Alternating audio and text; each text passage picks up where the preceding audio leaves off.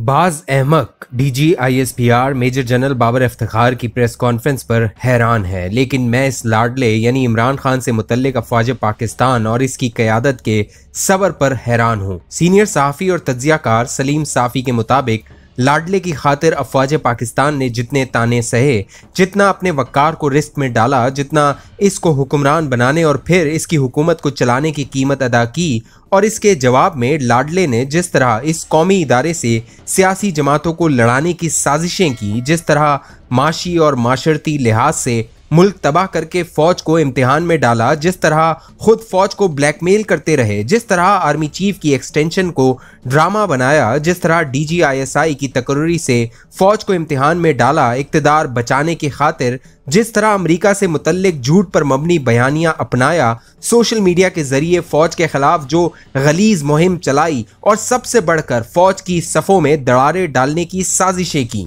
ये कोई और करता तो न जाने कब का इसे नमूने इबरत बना दिया गया होता, लेकिन इसके मामले में अस्करी क़यादत मुसलसल सब्र से काम लेती रही। वो झूठ पर झूठ बोलकर कौमी सलामती से खेलता रहा और फौजी क़यादत सहती रही। फौजी क़यादत का कसूर फ़कत ये था कि वो मुल्क और अपने इदारे की खातिर मजीद सियासत में मदाखलत न करने का फैसला कर चुकी थी। उन्होंने सियासत को सियासतदानों के सुपुर्द करने और अपने आप को आइन और कानून की बालादस्ती से जोड़ने का फैसला किया, जबकि लाडले का मुतालबा ये था कि वो आइन और कानून की पासदारी की बजाय अपनी हदों से निकलकर इसका इक़्तिदार बचाने के लिए माजी की तरह अपोजिशन के हाथ मड़ोड़े, अदलिया को दबाए, मीडिया को सीधा करे और जो गैर आइनी और गैर कानूनी इक़दामात वो कर रहे हैं इनमें इनका हाथ बटाए। लेकिन जब फौजी क़यादत ने आइन, कानून और जमहूरियत से जुड़े रहने का अज़्म जाहिर किया तो इमरान खान न सिर्फ इनके बल्कि मुल्की सलामती के भी पीछे पड़ गया। वो भी किसी ठोस बुनियाद पर नहीं बल्कि झूठ की बुनियाद पर।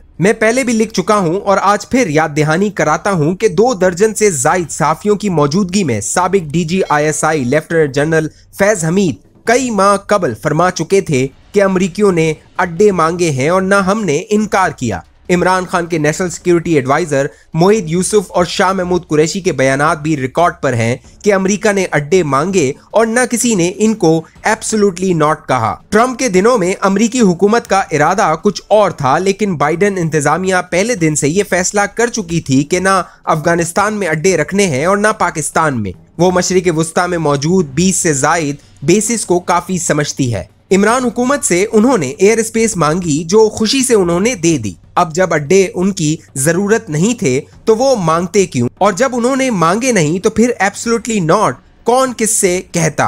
अब कई माह से इमरान खान समेत इनके वुज़रा और तर्जुमान, जिनमें कई अमेरिका और बरतानिया की शहरियत भी रखते थे, ये झूठ बोलकर पाकिस्तान के लिए मुश्किलात खड़ी करते रहे, लेकिन फौज खामोश रही। फिर उन्होंने 7 मार्च को अमेरिका में पाकिस्तानी सफीर के खुफिया केबल का ड्रामा शुरू किया। फौज तो क्या, हम जैसे तालिबे इल्म भी जानते थे और बार बार लिखा भी कि इस तरह के केबल मामूल में आते रहते हैं और ये कि इस केबल का अपोजिशन के अदम एतमाद से कोई ताल्लुक नहीं। लेकिन लाडले और इनके साथियों ने जलसों में कागज लहराने शुरू कर दिए। सिफारतकार बखूबी जानते हैं कि इस काम के जरिए लाडले ने हर मुल्क में पाकिस्तानी सिफारतकारों का काम कितना मुश्किल बना दिया, लेकिन वो तसलसल के साथ ये झूठ बोलते रहे। केबल 8 मार्च को आई थी और 2 हफ्तों तक उन्होंने न इसका जिक्र किया और न अमरीकियों से कोई एहतजाज। फिर काबीना की कौमी सलामती कमेटी का इजलास बुलाया, जिसमें असल हुकूमती मेंबरान की बजाय हम्माद अजहर और असद उमर जैसे गैर जरूरी मेंबर भी बुलाए।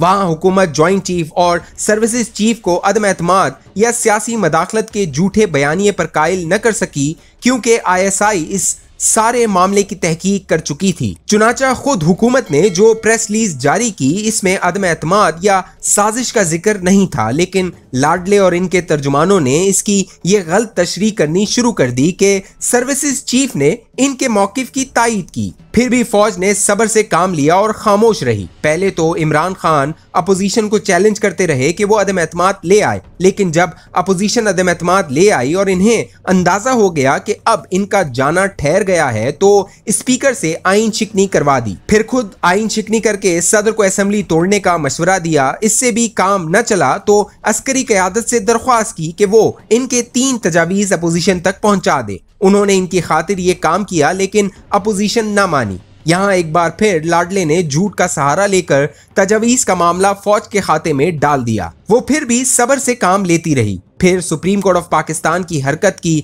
वजह से घबराकर उन्होंने स्पीकर को कुर्बान करके वोटिंग पर आमादगी जाहिर की, जिसके नतीजे में इन्हें वजीर आजम हाउस से रुखसत होना पड़ा। लेकिन बजाय इसके कि वो सियासी रास्ता इख्तियार करते, उल्टा उन्होंने अपने मीडिया ट्रोल्स के जरिए फौजी क़यादत के खिलाफ ऐसी गलीज मुहिम शुरू कर दी कि जिसकी माजी में कोई मिसाल नहीं मिलती। मुस्लिम लीग नून, JUI, पीपल्स पार्टी और दीगर जमातें मुतालबा करती रहीं कि फौज इमरान खान के झूठे दावों से मुतल्लिक हकाइक कौम को बताए, लेकिन फिर भी फौजी क़यादत सब्र से काम लेती रही। बुध के रोज पिशावर जलसे से कबल इनके 5 वजीर और मुशीर इनकी मिन्नतें करते रहे कि वो जलसे में फौज के खिलाफ सोशल मीडिया पर मुहिम की मजम्मत करें, लेकिन ऐसा करने की बजाय उन्होंने उल्टा सोशल मीडिया की ताकत की बात की। चुनाचा फौजी क़यादत का पैमाना सब्र लबरेज हो गया और जुमेरात के रोज DGISPR ने प्रेस कॉन्फ्रेंस करते हुए तमाम हकाइक सामने रख दिए, जिसका खुलासा ये था कि अमेरिका को अड्डे देने से इनकार, अमेरिका की तरफ से अदम एतमाद की साजिश, आर्मी चीफ की तरफ से एक्सटेंशन की ख्वाहिश,